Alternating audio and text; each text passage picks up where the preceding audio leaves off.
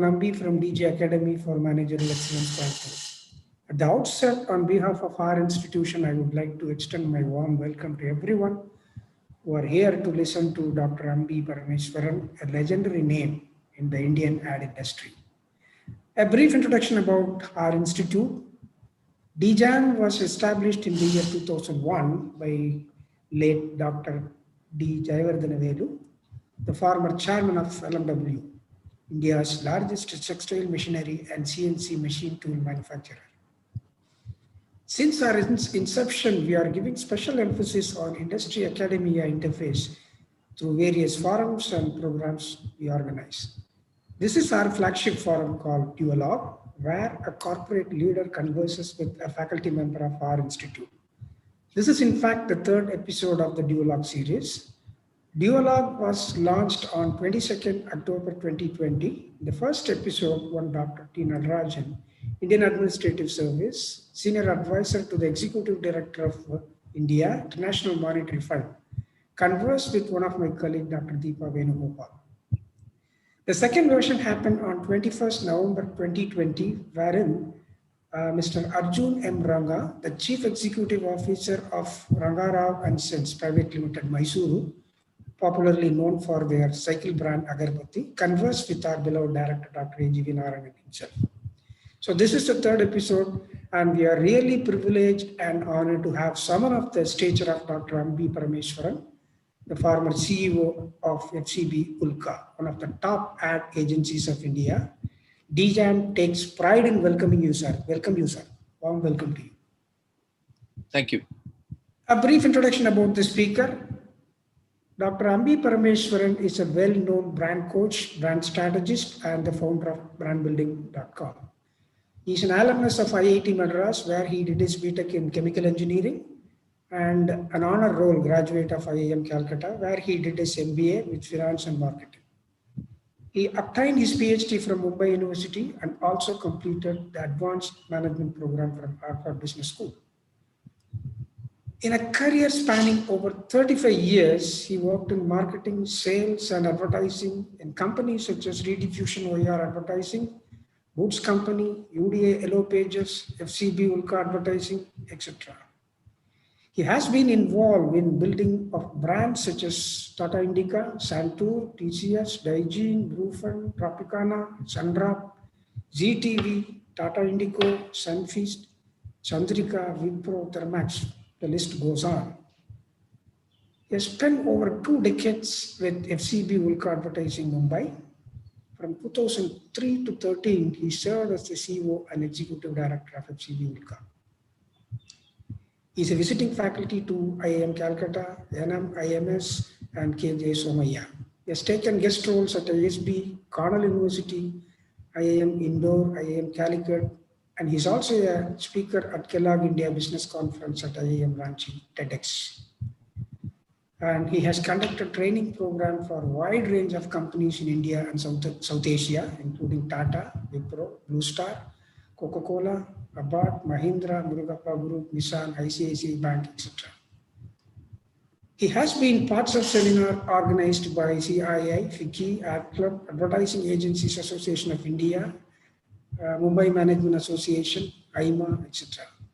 He also served as the president of Ad Club Mumbai during 2003-05, and also served as the president of AAAI during 2014-16. He in fact has created marketing plans, monitoring systems, and mentoring program for a wide range of companies in sectors including FMCG, services, pharmaceuticals, and automotive. He's an independent director on the board of Galaxy Surfactant Limited and Really Make Media Technologies Limited. He's a recipient of Distinguished Alumnus Award from IIT Madras and is a member of the Board of Governors of IIM Calcutta. He's also an author of 10 books and more than 100 articles, many of which have appeared in leading business papers, including Economic Times, Wall Street Journal, Mint, Business Standard, Financial Express, etc. He's the author of bestsellers like Nawab Noodles and Sponge. In September 2020, he launched his 10th book, Spring, Bouncing Back from Rejection, about which he is going to speak to us now. May I request you, sir, to address the eager gathering. Over to you, sir. Thank you. Can I start sharing? Yeah, Sure, sir. Yes, sir. You can start sharing, sir. You have the access. Yeah. Can you see my screen? Yeah, perfect, sir.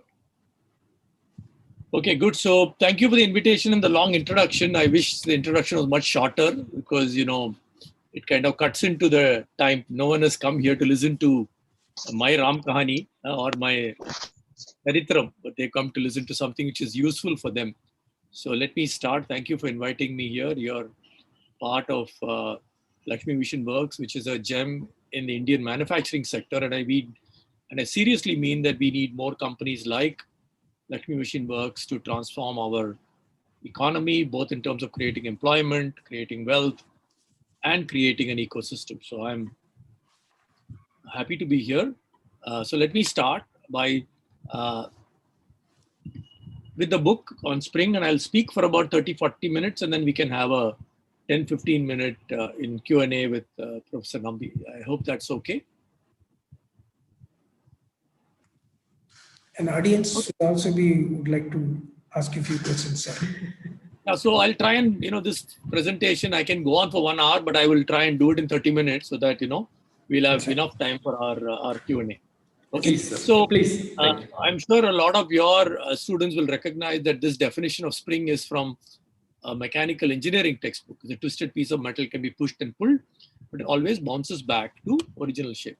Now, this is the name of the new book I wrote. In fact, I'm not an expert on psychology or psychiatry, and I'm not an expert on even rejection. But what happened was when I was invited to Bhopal, Jagran Lake University, to talk about leadership and my book Sponge. At the end of the talk, there was a girl who was kind of very anxious to ask me a question, and finally the mic reached her. And she asked me that, you talked about all this leadership and all that, but we are all young students here, and what we are worried about is rejection. So what do you know about rejection? Now, she almost meant that, this fellow must have had a very cakewalk right through his life, so IIT, IIM and all. After that, life is like you can whistle and walk in the woods and get everything. I said, no. And I explained to her that, whichever stage you are in life, you will get rejected. And I shared some rejection stories of my own. And what happened was interesting that, that 10-minute talk I gave on rejection got a standing ovation. I know 500 students and faculty stood up and started clapping. My 40-minute talk on Sponge got a nice response, but was no standing ovation. So I said, look, there is something happening here. And I started reading up on rejection. And then later, when I got an award at IIM Calcutta, I repeated a part of the talk. And again, I got a very, very strong reaction from the audience. And I said, yeah, this is a topic which is of relevant to young people. And I started doing research. I started reading articles on rejection and failure and resilience. I spoke to senior IAS officers, retired IAS officers. I spoke with sports people. I spoke with authors, academicians, and that's the result of this book. So this book is about asking you how agile is your internal spring. The book is written very clearly, keeping the 20 to 30-year-old in mind. And it has about 60 different stories. About 6 or 7 are from my own life, but a lot of them are not from my life, but lives of other people whom I will tell you a little bit about. Right? So my hypothesis is rejection is standard. You will get rejected. Whether you are, in your institute, DJ Institute, or you're in IIM or in IIT or in Berkeley, you will get rejected. But there is a simple formula to handle rejection. And I call this a 3-step formula. Facing rejection, processing rejection, and learning from rejection. So what do I mean by facing rejection? When you approach an interview, when you approach a VC firm, you got to go with confidence. You got to have the confidence in what you're going to say. But at the back of your mind, you should be ready that there may be a rejection. And therefore, you should be ready to say, look, what will I do when I get hit by a rejection? So let me share a few stories to bring alive this facing the rejection business.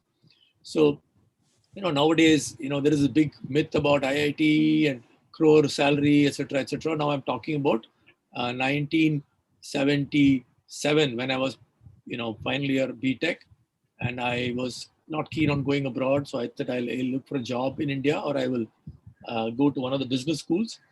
I appeared, Hindustan Lever came, and those days it was not like a big parade. Placement season in IITs also used to go on for about a month and a half, 2 months. And a lot of us were not even placed at the end of it. So Hindustan Lever was coming. So it's a very prestigious company. So out of the chemical engineering batch of 40, I think 20 people applied, and I also applied. And as they say, I got clean bowled in the first ball. The first question which was asked to me was a very simple question, and I fumbled and I gave some idiotic answer. And then I went back to my room. I looked at my chemical engineering unit operation textbook. I discovered the question is really from the third page of that book. So I was that clueless, and therefore, I did a very bad job.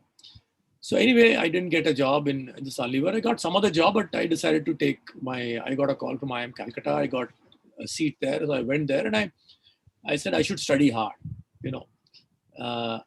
and I actually did very well. Academics was very good. And first year I was almost top of the class. And so again, Hindustan Lever came for summer assignment. Now cut, like they say in cinema, cut to from March 1977 to March 1978.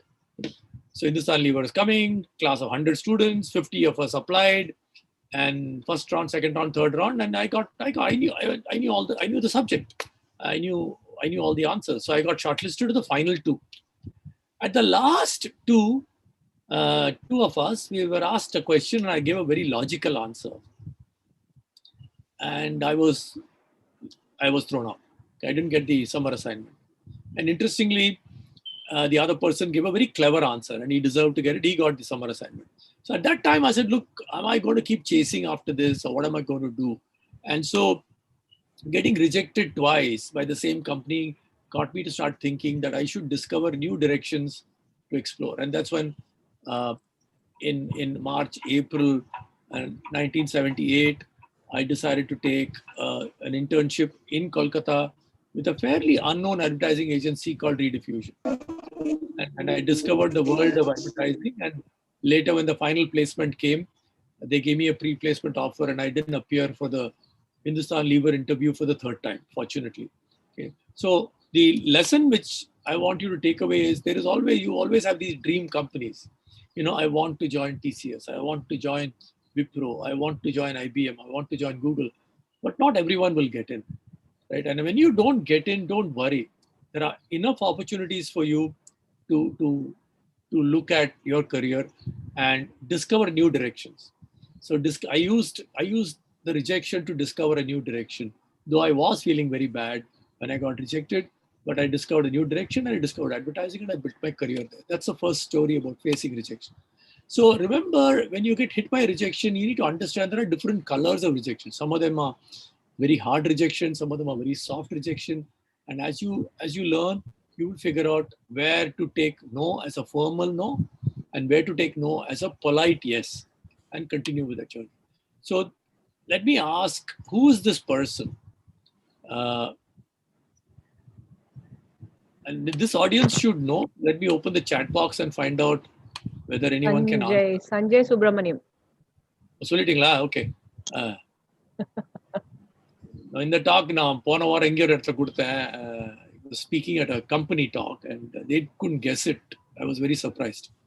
Okay, this is Sanjay Subramaniam. So those of you who know Carnatic music know that he is the #1 Carnatic music singer in the country.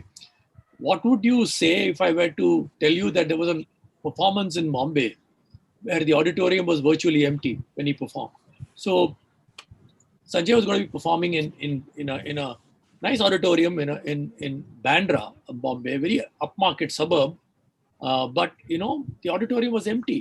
So I was a little worried, and I told the organizer before Sanjay came on stage, and I told them, look, this is very bad.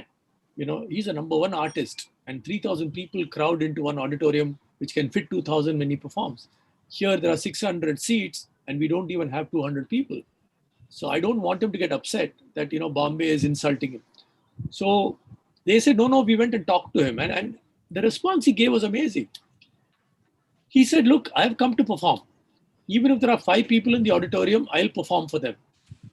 And he performed phenomenally. phenomenally. And to the extent that there was a lady in the auditorium called Shanta Gokhale, who was a big theater critic.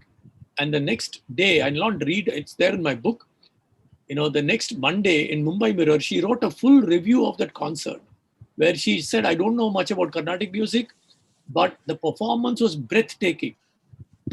So remember, when you walk into an auditorium, even if the auditorium is half empty, you got to perform well.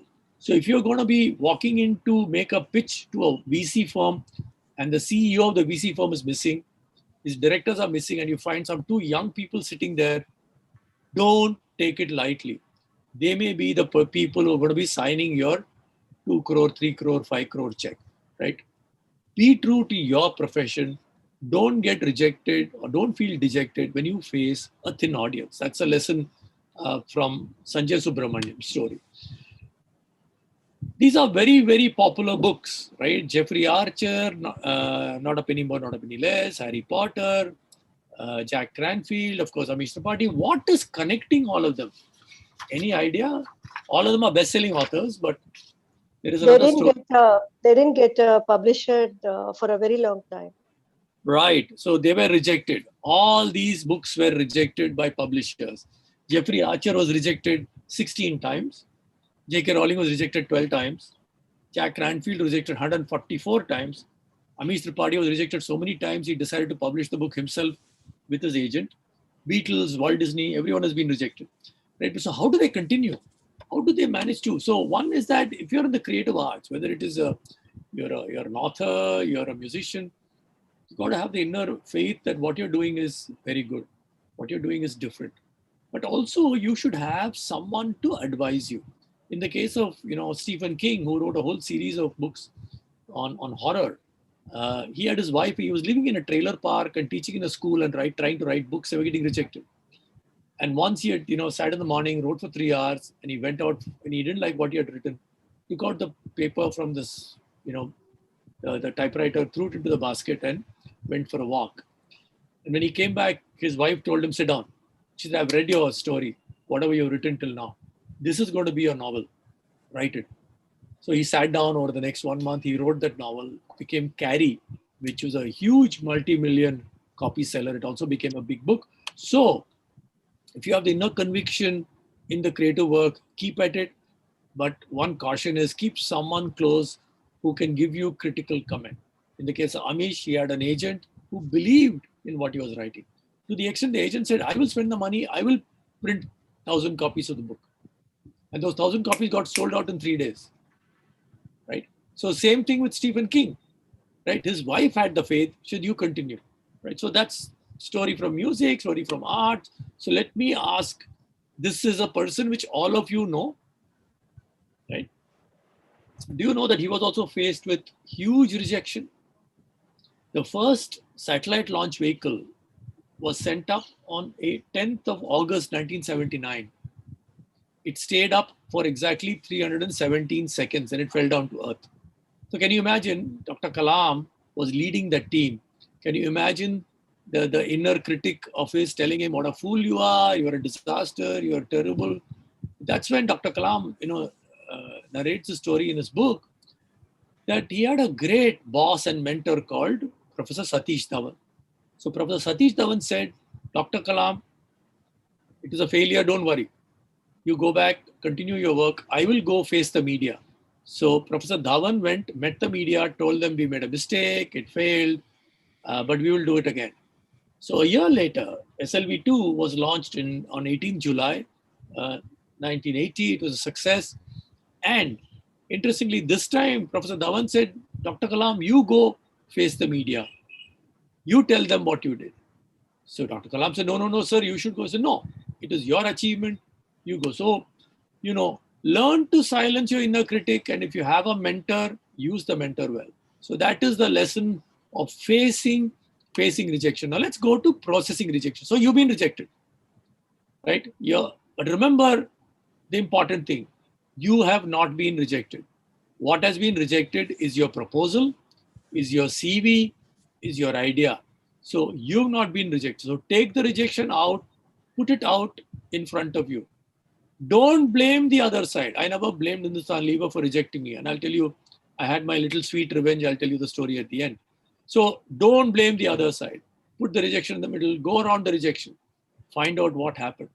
For example, any cricket fans here? Do you know when Rahul Dravid was dropped from the one-day international team of India?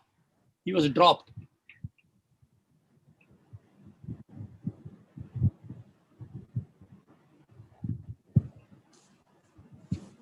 Dr. Deepa Venugopal, only Carnatic music fan, cricket fan liya. No, sir, not as good as you. Sanjay Subramaniam was a big cricket fan. I'm Yeah, not a yeah. great. Yes, sir. Sanjay regularly tweets about cricket. Yes, sir. Okay, someone has posted a message. So let me see. Someone has posted back. Yeah, World Cup Kunal. Okay, Saravanan. Actually, Rahul Dravid was dropped from the Indian cricket team in 1998.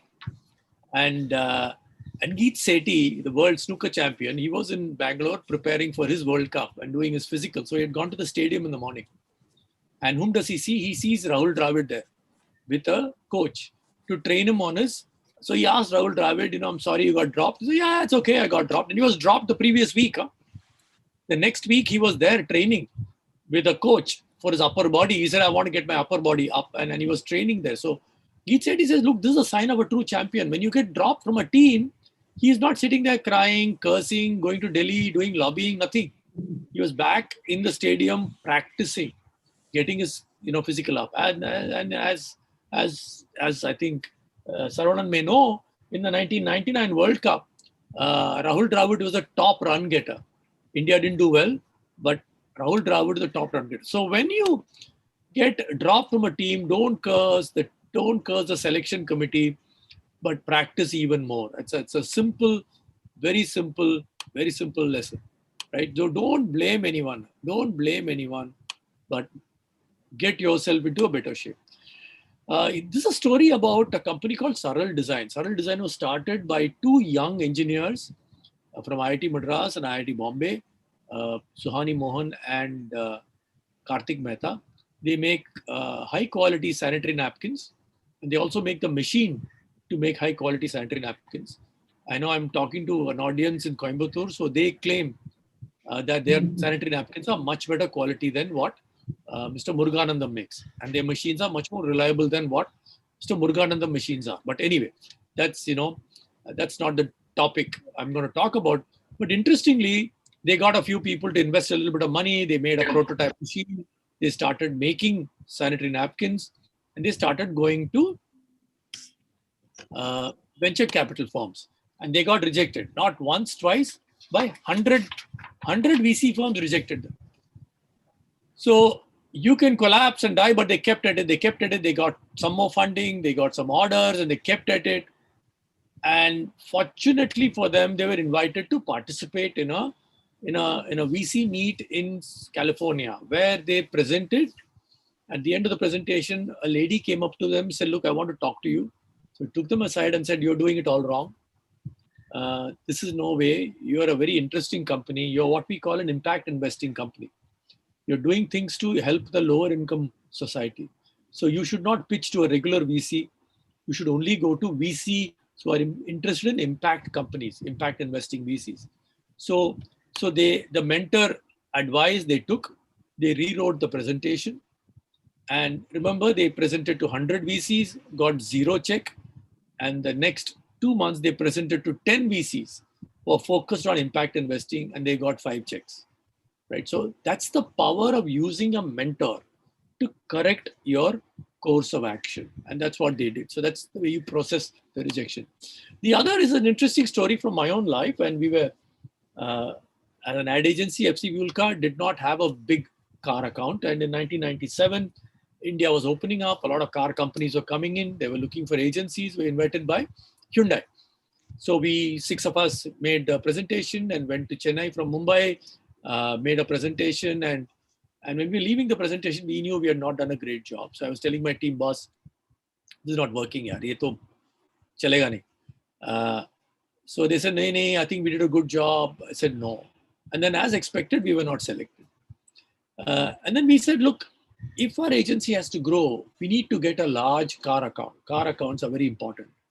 And we need to start doing homework. So we started spending our own time, effort, and money to understand car business, car advertising, car consumer behavior.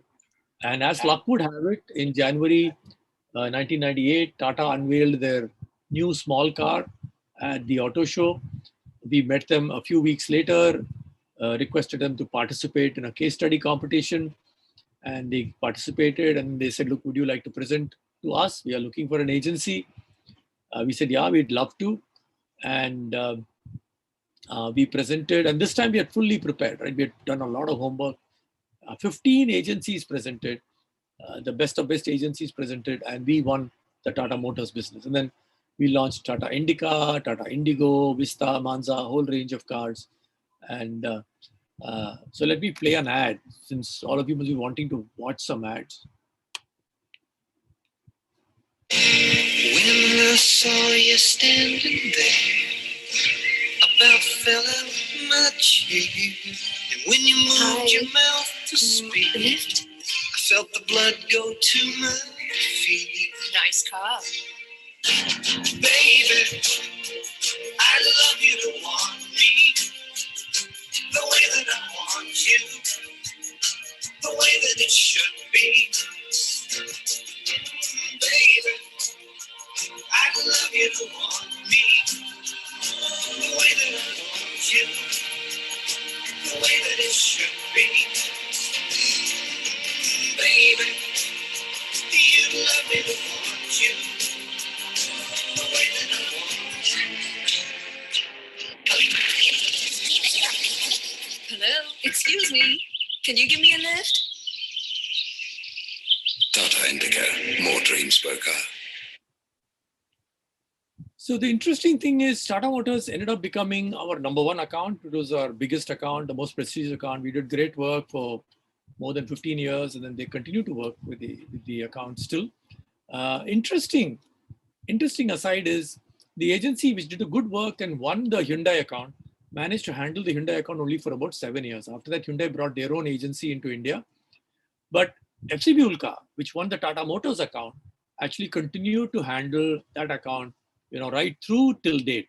Okay, so fortunately for us, we learned from that rejection. So in a sense, thankfully, we got rejected by Hyundai. We learned our lessons. We did a very good job in the Tata Motors pitch, and we won the account. It became our number one account. So remember, a rejection may actually help you, right? Rejection may not all be bad. It may actually help you. Okay.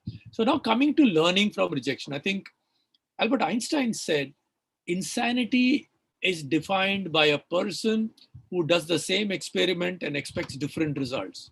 Right? If you do the same thing again and again, you will get the same results. So you got to learn from rejection. Every rejection has to make you that much better. So I think all of your professors here will understand this, that in academics, if you want to get a PhD, you've got to publish. You've got to publish in peer-reviewed journals. Peer-reviewed journals means your article is sent to 4 people without your name on it, and they can accept or reject. And when they accept, they say why it is accepted, and they reject, they say why it is rejected. The smarter academics know that even if your paper is rejected, there may be something useful in that rejection to make your research better.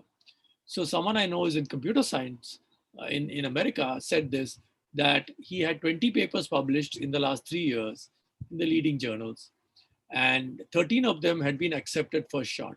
But interestingly, the 6 or 7 which got rejected were the papers which actually got him awards as best paper award. So academics know that when you're getting rejected, remember, you can improve your product.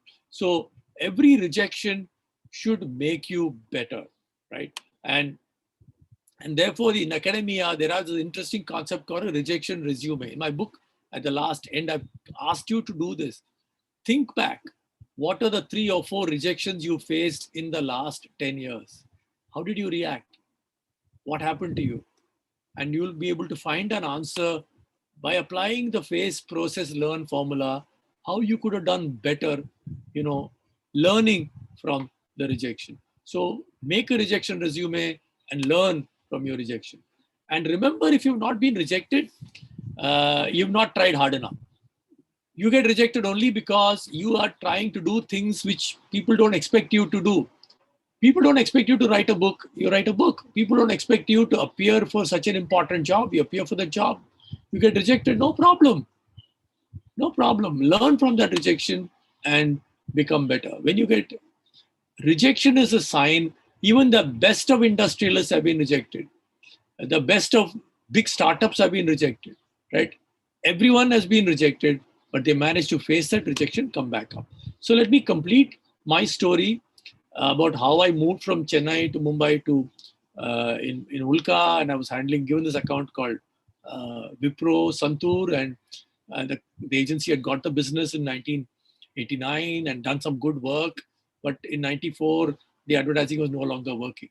So they had come with an interesting idea of benefit-based advertising about how sandal and turmeric makes your skin look young, and therefore you can be mistaken. And they created this thing called the mummy. But then the ad, after 3 rounds of advertising, it had stopped working. So the client was convinced that entire younger looking skin is not working. Mummy is not working. So everything had to change. The agency felt that no, we needed to relook at this whole thing. So I was put in the middle. I was new to the brand. So I had to do a lot of background checking, and I discovered that the agency and client had got into a kind of a confrontation situation. But in the client, I decided, I managed to get some faith from the client. And I said, look, give us a chance. And I rewrote some of the scripts. And we finally presented 2 different scripts to the client. One was a little more easier for the client to pick up. The other one was what the agency had been recommending earlier. And let me play that ad.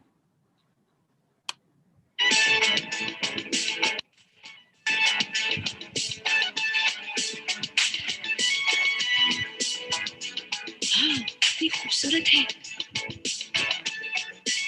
पहले कभी नहीं देखा इसे। Excuse me, कौन से college में हो? College? और मैं? मामी, इसकी त्वचा से तो उम्र का पता ही नहीं चलता। चंदन और हल्दी के गुण समाये संतूर, त्वचा कुछ और निखारे santoor santoor santoor santoor.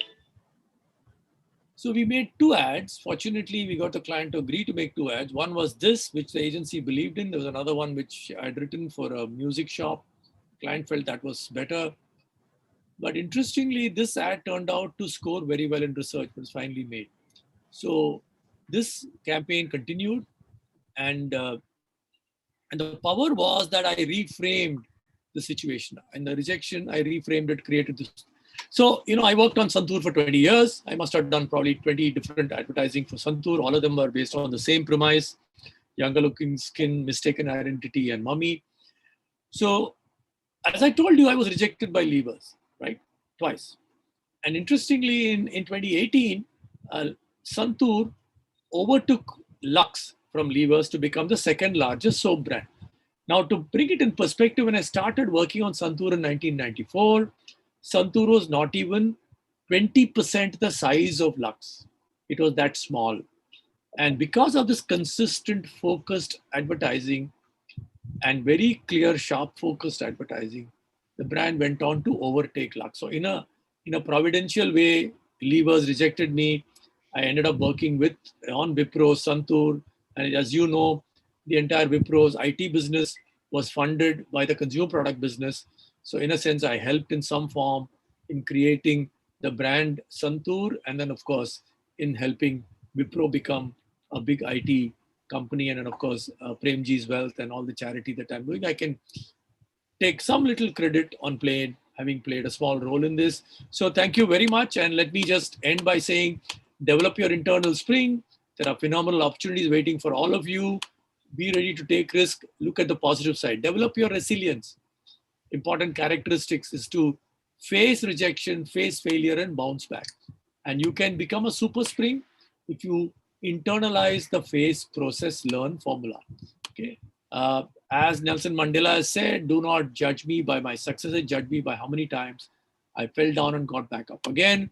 So just a quick review of my books, and I think Dr. Nambi is itching to ask me some tough questions. So let me soften them up by saying that, even Harish Bhatt of Tata thought my book Nawab Noodles should be one of the 6 books to read during the lockdown.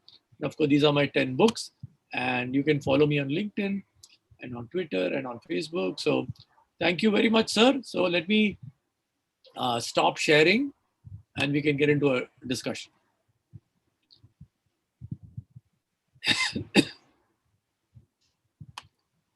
Nambi, you're on mute.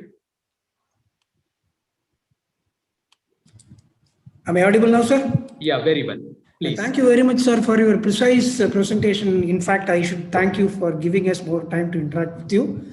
So let me start with my first question. I'm not going to trouble you with tough questions because, in fact, I learned a lot by reading all your books, most of your books. So let me ask you this question because, you talked to us as an author of the book. So what inspired you to write for the first time? Because, I know that you are in an ad agency where it's a very creative work and find timing is very, very difficult. So what inspired you to write for the first time? And this is your 10th book. So what is the secret behind this? You are sustaining it. Can you please tell something about it, sir? Then a very secret only, sir. In 1995-96, I started teaching part-time at Somaya. And, those days, the Harvard cases were all very difficult to get. They're very expensive. So I started writing my own short cases, which I used in my advertising, sales management, courses. And then I met a friend of mine who was a professor at Penn State called Arvind Rangaswamy. You might have heard of him. So he said, "Yaar, Ambi, why don't you write a book of cases?" So I said, "Mere paas kidhar time hai?" So he said, "No, you write." And then so I wrote about 5 or 6 short cases, and he sent it to his friend who was a big professor at Medill. But that professor was not very hopeful. So that is my book rejection story. So he wrote to Arvind saying, "I'm not sure whether your friend will be able to find a publisher to publish these kind of cases."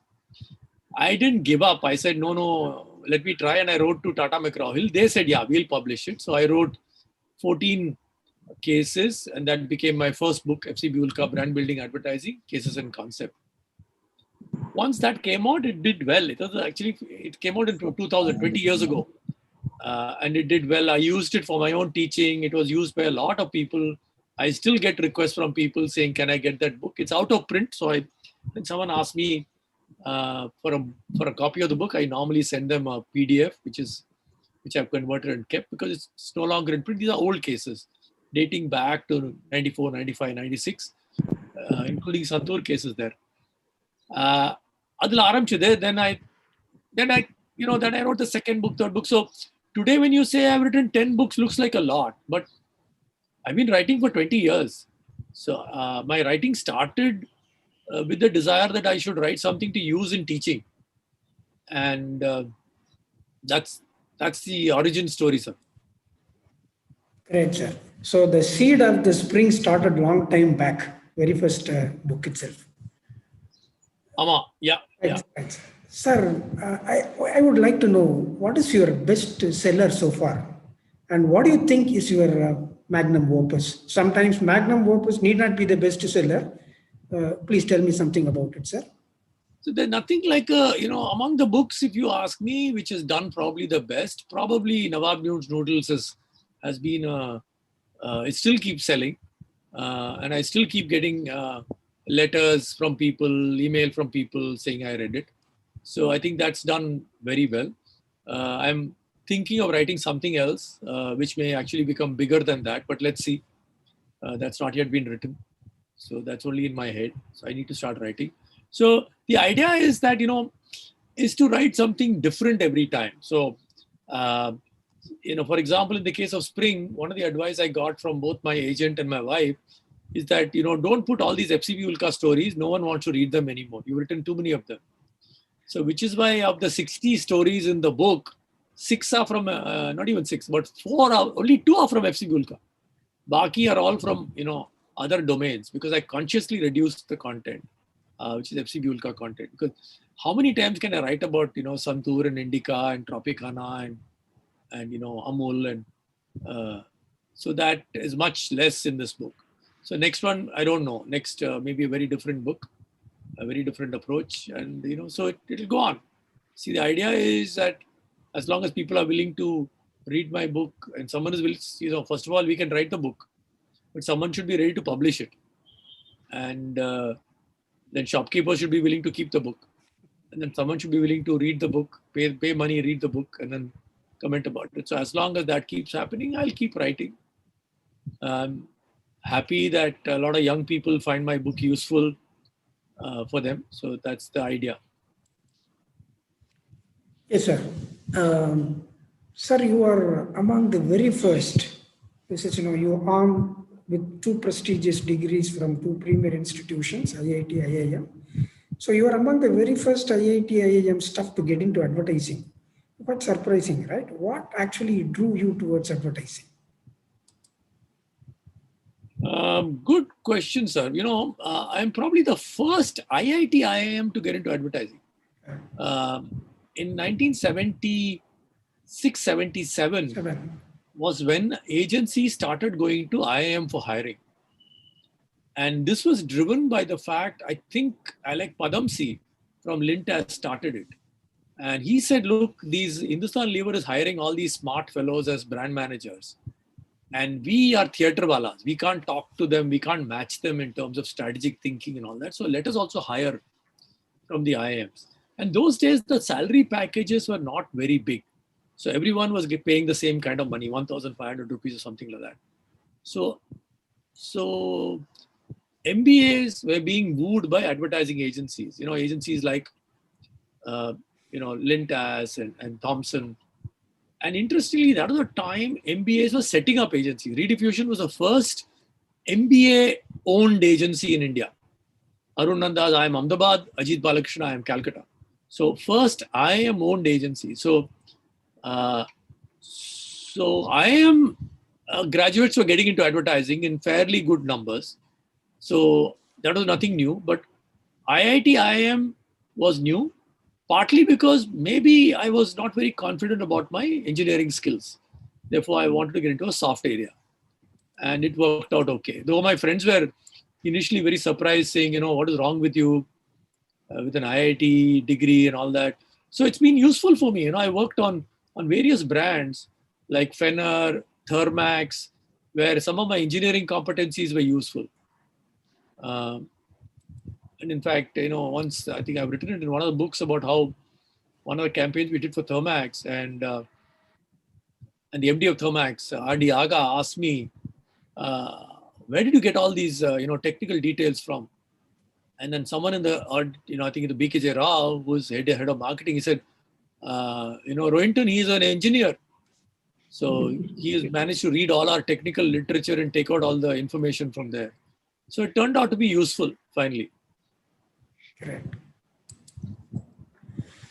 Sir, in fact, you are in this field for quite a long time. You are actively involved in advertising right from the Doordarshan days to current DTH OTT era.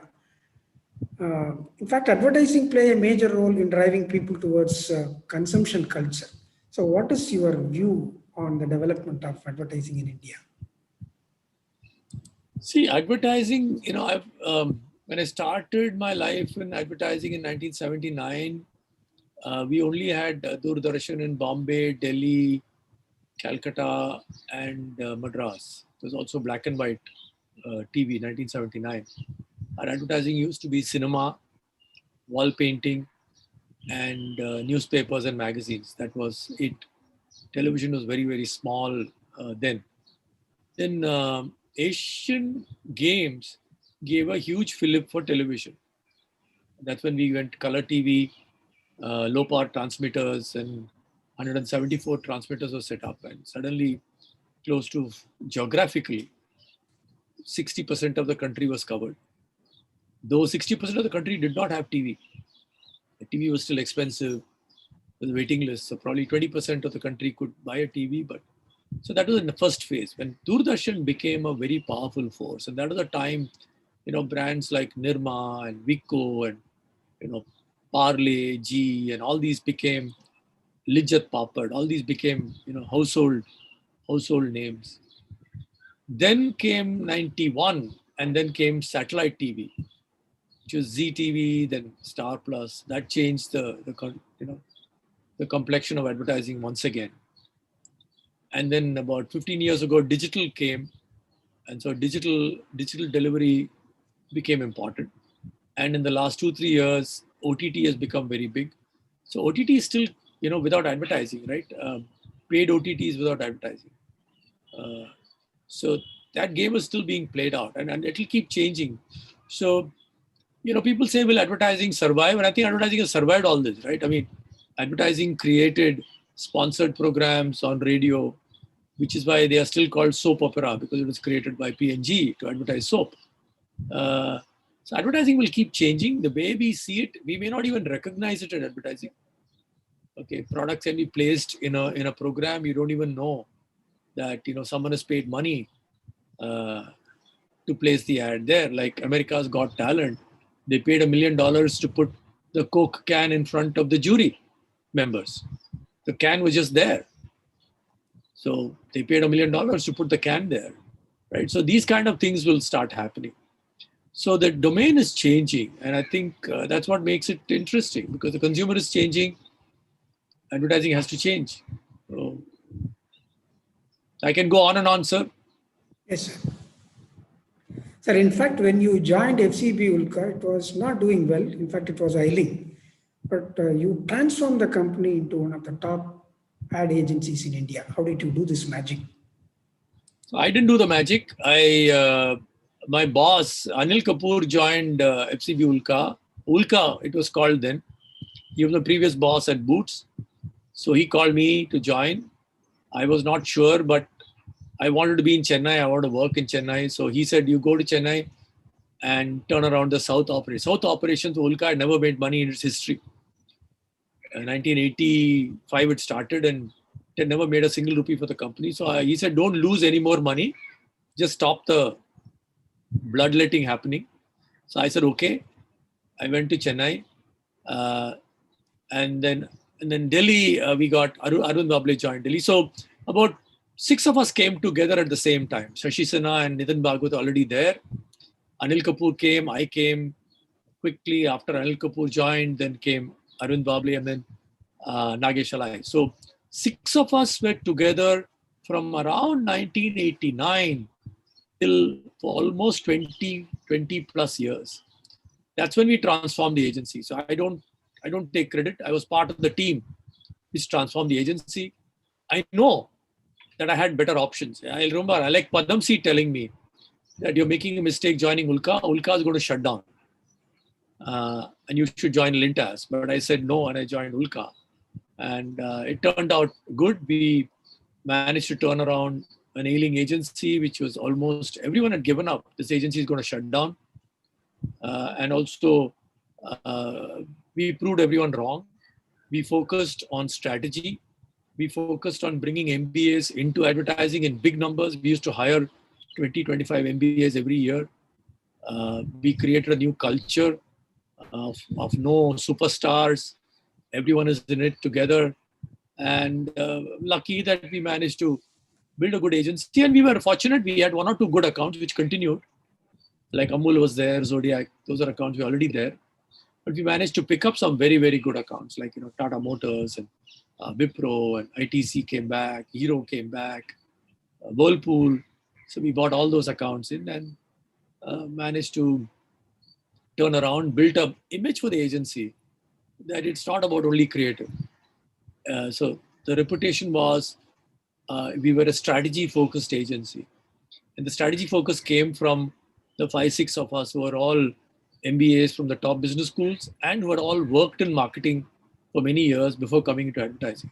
So it was a unique combination. I don't think that kind of a combination has happened in Indian advertising ever. Team coming together, working together for 20 years. It worked. It worked very well. And I think give a lot of credit to my boss and mentor, Anil Kapoor, for bringing all of us together and keeping all of us together. So modest of you, sir. That's a reality, sir. Thank you, sir. Thank you so much. Anyway, this is something about the emergence of the social media. It's very powerful today. Take the case of what happened to Danish Ekat Form campaign. The troll army even went on to the extent of accusing the agency. I think, what is your problem? The name of the agency. Accusing them of promoting love jihad. How do you see that? Well, it is, we are living in tough times, right? And so my rule of thumb is you should do advertising which is relevant for your brand. And you should be ready to listen to consumers. And if you get negative feedback, you should be quick to retreat. In this case, I think Tanish did the smart thing of quickly retreating instead of fighting this, because it will become very bad. And I know that while the troll army attacked them, there was another troll army which was saying you should not withdraw this ad. That is Right. also there. Yeah. So that was also. So I think it's easy for us to sit here and criticize all that. But I think the bigger problem is, what is the role of advertising? How much of this social reformer, this E.V. Ramaswamy Nayakar and Jyotirbai Phule job can advertising do? My feeling is advertising can't do very much of that. So advertising's job is to convince consumers to buy a product or to like a product. You cannot change the social fabric of a company. You can try, but I don't think it's going to work. So you got to have, you got to know about the limitations. Maybe the team at Tanishq had good things at heart when they tried it, but they were smart to withdraw quickly. Same thing with Myntra. They were very quick to withdraw when they got into a problem. So you got to be, there's no point in fighting this battle. You'll never win. Sir, globally, advertising makes up 1% of GDP, especially in Western countries, it is almost 1.5. If I'm right, in Malaysia, it is 2%, while in India, it is hardly 0.4% of our GDP. Is India is highly under-advertised economy, sir? Yeah, I've written about it. Indian advertising as a part of GDP has not changed. It has only been around 0.35 to 0.4. It has not grown. 2-3 reasons, I suppose. One is that a lot of categories in India are still very under-advertised. You take your entire foods, it's completely under-advertised. No one advertised. A lot of food is still sold in an unbranded form. So only when you start looking at branding that you will need advertising. So today there was an ad in the paper for a brand of sugar. Now, I've not seen too many advertising for branded sugars. Yeah. So I think as Indians start becoming more brand conscious, brands will start becoming more loud, and that will happen. That is one. One is that, the brandification of the economy. The other is, of course, Indian advertising actually very cheap, right? It's extremely economical because of this intense competition in media, that our media rates are among the lowest in the world. Whether it is television, print, etc., is really low. So these are the two counter factors which are keeping advertising cost low. And therefore, India offers great opportunity for you to build your brand. Like, for example, remember, during the Doordarshan era, brands like Nirma and Wipro and Lijjat and Godrej and all were built very, very quickly, because rate was very low and Doordarshan was reaching so many people. So I would say even today, Indian ad rates are very low. Now is the time for companies to build brands, because the rates will go up. Whether it will go up next year or 5 years from now, I don't know, but it will go up. And then rates, because yesterday I was talking to a group of American consultants and they were saying that digital rates are going up dramatically in the US. And therefore, the great advantage of going direct to consumers using platforms like Amazon, it's going to go away. It's not going to be that cheap anymore. So that's something which we have to be aware of. Yes, sir. Thank you so much. I think there are plenty of people who are eagerly waiting to interact with you. May I ask them to interact with you, sir? Can you please spare them some time? Yeah, so I have to stop at 10:30 because I have to get into another meeting. Okay, So sir. maybe Okay, sir. 10:30. We'll stop at 10:35. We'll do a hard stop. Okay. Fine, sir. Yeah. Fine, sir. So kind of you. Thank you. Audience, over to audience. We can quickly take a couple of questions. Audience, please. So good morning, sir. So my one question, you were talking about the power of mentors. So who is your mentor in life and career? Well, I've had many mentors. I think one of my long-term mentor has been my own former boss, Anil Kapoor, who was my boss at Boots, and then later he was my boss at FC Bulka. I've written about him several times. And of course, people like Ajit Balakrishnan, founder of Rediffusion and Rediff.com, and Subhash Chakravarti, again, one of the directors of Rediffusion. These were the two other people who have been my long-term mentors. And I'm deeply grateful. I talk to them. I'm on the board of Rediff, so I do interact with Ajit. Still, he was the chairman of the board of governors of IIM Calcutta, and I was there on his board of governors for 10 years. So we are still in touch. We have a deep amount of respect and regard for each other. So I still write regularly. So when I write an article, I always send it to Subhash Chakravarti and Anil Kapoor and Ajit. Yesterday, Anil Kapoor got back to me saying, "Good article, Ambi, but why have you called it Ulka advertising? You should have written FC Bulka." That's him, right? He will find some fault with what I've done, which I said, "Yeah, okay, thank you." So I'm still in touch with them, and I'm, in their eyes, they see me as a kid, right? Which is good. Sir, we were talking about the Tanishq advertisement, and you said Tanishq made a right move by withdrawing its advertisement. We are also given to understand there are some vested interests behind all such trolls. If that be the case, a company like Tanishq, which is of great repute, should they buckle under such kind of a pressure, sir? See, you're not going to win this battle, Okay. right? You're Yeah. not going to win this battle. They had problems in their showrooms. The showrooms can get attacked, right? And they got a feeling that the showrooms they're selling gold. Okay. So showrooms can get attacked. Yeah. Showroom employees can get attacked. Yes. Someone had found out there's a brand manager in Tanishq who had a particular, I think it was a Muslim gentleman. He got threatening calls. Okay. So there was a lot of things happening behind, and the company said, "Look, this is not worth fighting." Yeah. Which is why, a lot of this is not in public domain. But, I understand. That's right. But so they said, there's no point in going through this. Okay. Okay. So this is Venkatesh here. Good morning, Mr. Ambi. We're very glad to know that you're continue to handle the Tata Motors account even for many years now. So essentially, having worked with the Hindu for almost 25 years, the front as a senior ad sales guy, there's been a lot of things going around with agency-client relationship. And it's very nice to know that now your first account which you pitched for Honda you couldn't get, and that agency had to sever the relationship after 7 years or so, whereas you still continue to do it. Is there any specific chemistry that goes in with the agency-client relationship? Is there anything that to do with the value that agency is adding to the client? What is your perspective on that, Dr. Ambi? Yeah, thank you. Thank you, sir, for that question. In fact, I wrote a book called Sponge, which is leadership lessons from clients, where I've narrated a lot of these kind of stories on how to build a client relationship. It's not one thing. You got to be ready to take on the challenge. You got to be aware that the client always has a choice to go somewhere else. If the client is paying you 100 rupees, he should get 120 rupees worth of service and go on. I'll go on. I think it's a complex question.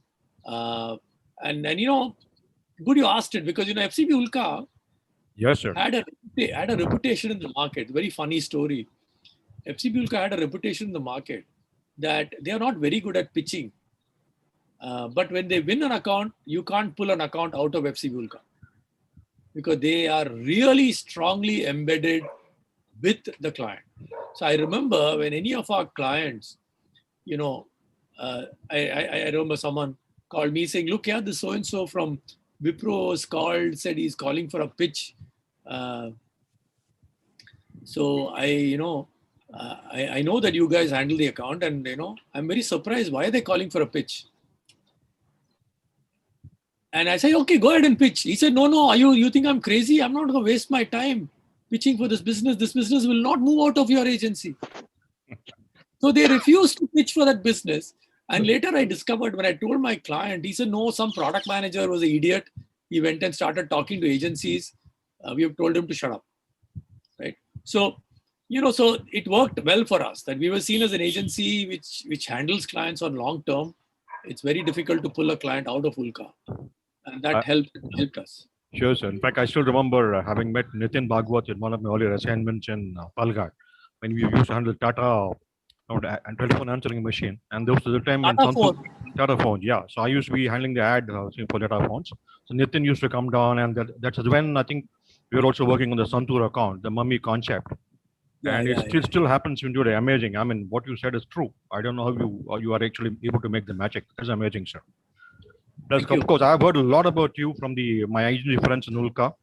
A lot of youngsters whom they actually sort of literally dread when you come down to the branch visits, the kind of questions you ask, the research data that you ask for the details, information, etc. That's the best way to learn. So you are one of the best mentors one can ever have to work with. It's a pleasure to have. I was a terror, unfortunately, but thank you. I think there's someone else has put up a hand. Thank you, sir. Thank you. Thanks, sir. Thank you. Revati Gautam. Yeah, good morning, Mr. Ambi. Thank you for that lovely talk. I would say much rather than a presentation. And we wish we could have heard more from you, but I'll quickly go to my question. Now, we've been traditionally with the traditional media such as print and TVCs. And now we are moving more into digital advertising, which calls for a lot of personalization of the content. When you start working on a new ad for a company or a product right now, how does the thinking process take place? Do you think of eventually this message reaching a digital media, or you start thinking of it as a concept for traditional print or TVC? Or does the thinking differ? I would like to know. It's a good question. It's a good question, but thinking doesn't change much. You have to first think about your customer. Where is the customer? Where is he coming from? Where is she coming from? So it starts with your customer. And then you think of what is your brand and what does your brand do to the customer. Then you get the idea. The idea then has to be it could be a digital idea. It could be a print idea. It could be a TV idea. Whichever it is, the idea has to travel across all media. Right. So I don't think the fundamentals change. Fundamentals are still about connecting with the consumers. Right. So that's not going to change. That will always be there. You could have a digital idea, digitally driven campaign, which will then have some reminder happening in print and TV. Or you might have a TV driven campaign, which will have some digital thing happening along with it. Right. So you have to consumer first. Is my one word answer. Yeah, and being consumer centric, it sort of makes a lot more things easier, I think. Okay, thank you, Dr. Ambi. Thank you. Sir, if you don't mind, shall we wrap it up with the last question which we find in the chat box? Yeah, there is someone, Saravana, asking Indica moment. Exactly. I don't know. I feel I'm still pretty bullish that Tata Nexon could be the next Indigo moment because it's an electric car. Today I read somewhere that owners are quite happy with that 200, it's able to have 200 kilometer radius. So I've always had a Tata car as a car, as one of my cars. And I may upgrade from my Zeta to a Nexon. But I think Nexon could be a change, big change moment for Tata Motors. Right? I'm hopeful that, we had actually hit a 16% market share. Okay. And I was the one who was most sad when their market share went down to 5 or 6% a few years ago because of whatever reason, maybe focus on the wrong segment, focus on the wrong car, whatever it is. But I think they're coming back up. I think they're back to 9% market share now. And I think, Tata Motors has tremendous engineering competencies. ability to create products for the Indian market. And I'm sure they will have a Indigo movement. Those of you interested in knowing how important Indigo was to Tata and to Mr. Ratan Tata should watch a talk he gives when he accepts a Lifetime Achievement Award at Detroit, where he talks about how no one gave Tata a chance that Indica will succeed. Right? So Indica succeeded, and that changed the direction of automotive industry in India. The confidence of companies like Mahindra came from the success of Indica. So let's give Indica the credit it is due, and to Mr. Tata for the visionary thing which he did with the brand. I mean, we did only a little bit of advertising, but he did the heavy lifting, investing, designing, etc., etc. So thank you, sir. Thank you very much. And, thank you. In fact, it was a wonderful session and it's a great learning for all of us. I would like to express my sincere thanks to Dr. Ambi for accepting our invitation and shared his words of wisdom with people in this part of the country. Thank you very much, sir. We are so delighted. I also thank each and every one of the participants who have assembled here to listen to the great personality. And thank everyone for making this occasion a grand one. Thank you. Thank you, all of you. Thank you so much. Thank you, sir. Thank you very much. Thank you very much. Thank you, sir. Thank you so much. Thank you, sir. Thank you so much. Thank you. Ambi sir, everything went very well. Congratulations. Excellent. Yes, sir. Thank you, sir. Thank you so much. Thank you so much, sir. Great show. It was very, very, very, very interesting. We hoped we could have had more of interaction on this. And, getting time from such personalities. I know. It's so difficult. I was so excited, and I sort of streamlined my whole daily schedule based on this this particular session, and I think we need to put in more questions beforehand, but how much can we do at one point of time? But I'm very happy. Like I always keep saying, I am very thankful to DJ Academy for always, keeping me in mind when all these sessions are going on. There's so much of learning happening here. That's what I keep telling Professor Narayanan too, before lockdown, I would never have thought that you could have talked to this breadth of people that you bring in. It's not just in this industry or that specialization. It's the total breadth of professionals and industries and verticals that we are exposed to. It's amazing. It's truly amazing. Keep up the good work. Yeah. Bye-bye. Thank you very much. Thanks for the good. Thanks so much, sir. Thank you so much. And it's been nice. As she was mentioning, you've been bringing in brilliant content for the industry and the students also. Great work. Keep inspiring people as much. Thank you. Thank you. Please do join for the other sessions. In fact, we have very interesting speakers for the next couple of weeks. Sure, sir. Definitely. In fact, I had to reschedule my thing just to attend this because Ambi has been one of our role model in the Hindu also. Personally, I've heard a lot about him actually. And thanks for, I think you keep doing it. So I'll definitely try and join. Thanks for the invitation and for considering me always. Thank you. Thank you so much. Bye. Thank you so much. Thanks so much. I hope you're doing well, sir. Yeah, thanks, Sriram. Great. Thanks so much. Yeah. Bye. Shall I end it, sir? Yes, sir. Yes, sir. Thank you, sir. Yes, thank you. Thank you. Sri Raman, sir. Thank you so much.